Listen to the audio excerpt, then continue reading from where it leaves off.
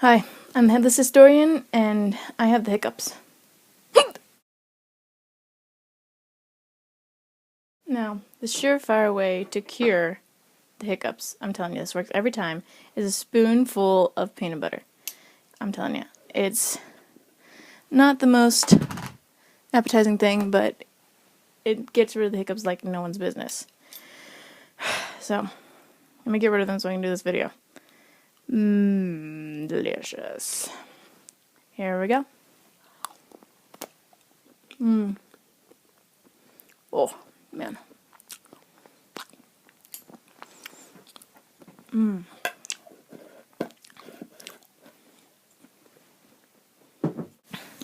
little bit of water.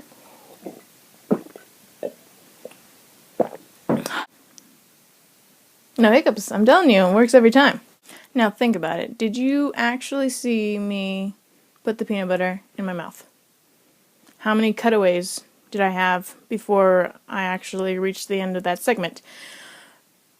How do you know peanut butter is what I actually used? I mean, did I actually make you believe that peanut butter gets rid of hiccups? There's always a chance that I'm tricking you with film magic.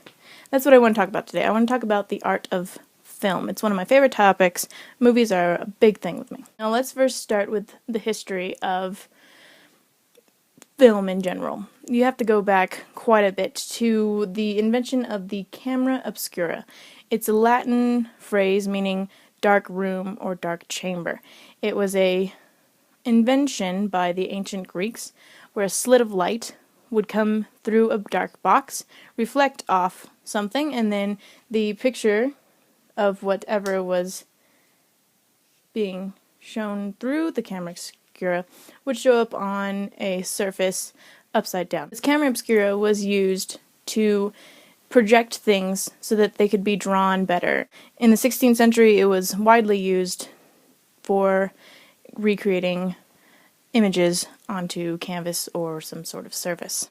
Now, Niepce, this guy, Joseph Niepce, took the camera obscura and added a photographic plate, a light-sensitive plate at the end. Rather than any other surface, he was able to record with the light-sensitive plate the image that was shown through the camera obscura. So that's the first photograph that we have. Because our eyes and our minds are amazing, they work so fast and so well and can be tricked with illusions, we can take those still images, photographs, run them over and over again really, really fast, changing each one slightly, and you have this smooth transition of what looks to be a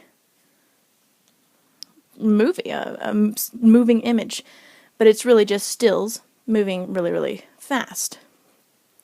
Now our eyes and our mind does this without us even knowing that it just puts those images together and makes something moving. Now when you add sound, you have a full-fledged movie. The first man, William Lincoln, in 1867, created the Wheel of Life, or Zunoscope, Zunopraxic scope. It's kind of the lead into the first film camera. Then you have this French guy in 1895, Lumiere, that's his last name. Beauty and the Beast is my favorite movie.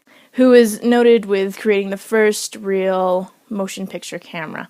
But really at that time, a lot of countries, a lot of rich countries in Europe and even us during this time in America, were creating these motion picture cameras. And now Thomas Edison in 1896 was the most successful at this, and he created the Vistascope. And that was the first patented, highly effective motion picture camera. Now don't think that motion pictures are this brand new technology that's been around for maybe 100 years. It's had a very long life. I mean, there's even evidence that the ancients, even farther back than the Greeks, were using some sort of reflective surface to project images. They just weren't moving. Now that we've discovered how to move these images and record them, we now have motion pictures. We have film. If I can compare motion pictures kind of life cycle with that of the medium of painting. Painting, we began as humans painting on cave walls with pigments made from Earth's natural resources. These pigments were then traded and made better with the additions of blues and reds. We invented the color wheel so that we could mix all these colors together. And then someone invented a canvas so that we could take these pigments and put them on something else that could be moved and recorded for a longer period of time. And then someone took those pigments, put them in a tube, and you can go to Hobby Lobby and buy these paintings, and anybody can be a painter. The same goes with film. I mean, anybody who has the resources to buy a video camera can be a filmmaker. I mean, I'm recording this with my iPhone. Nowadays, this art of film is widely available to everyone, just as painting or photography or basically anything that you can go to a craft store and buy. Now, with any art form, we have high and low art. High meaning well made. That's basically your Hollywood films, your big budget films, right? Low art is what the everyday man can do. What I want to talk about is high art, movies. Movies have been a huge part of my life.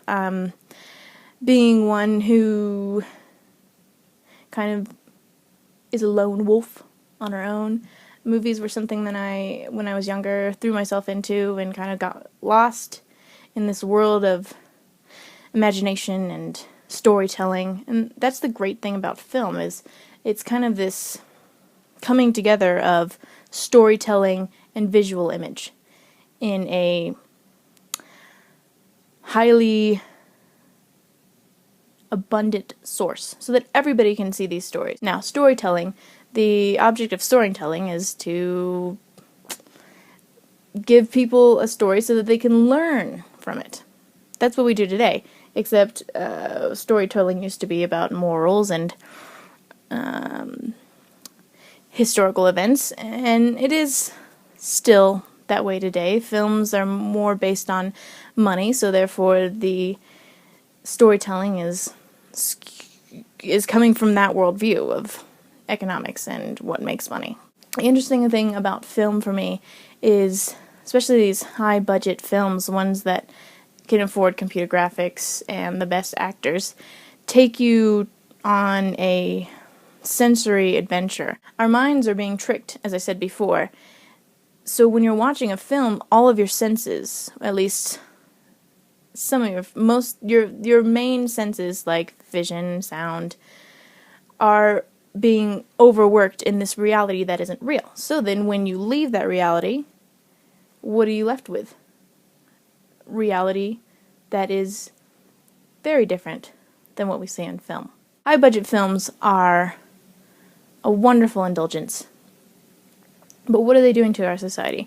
I want to talk about, if you'll allow me, pornography. It's a very big industry with lots of money. And it's probably the fakest reality you'll ever see. When someone watches pornography, their understanding of what is actually real becomes skewed because your brain is being tricked and your senses are being tricked. Now, film is definitely a art, just as painting or sculpture is an art. It takes us to a different place. It uses the elements such as value, line, and texture to create a feeling in its audience. And that should be respected, and it should be enjoyed, because it should be. I mean, I love movies. Now, you must ask yourself, did I actually trick you to thinking that my peanut butter spoon got rid of my hiccups? You can't ever know because you didn't really see it. That's my illustration that film can be a lie. But it can also tell truth. This past weekend, we had the Oscars, and one of the big films was Lincoln. Excellent film. And in the media recently, they've been talking about how Spielberg and the producers got the Connecticut vote wrong. When we were telling stories around the fire thousands of years ago, do you think that every detail was passed on correctly? I don't. I'm sure that things became vague and mixed up, but that's the beauty of storytelling. It's not really about the details, it's about what you can understand after you've heard the story, the moral of the story, really. Now, the reason I'm talking about film is because I want to do a video in the near future about what is happening in film in contemporary times, kind of where are we going with this, because I think it should be taught in school. Film is definitely the new medium for art.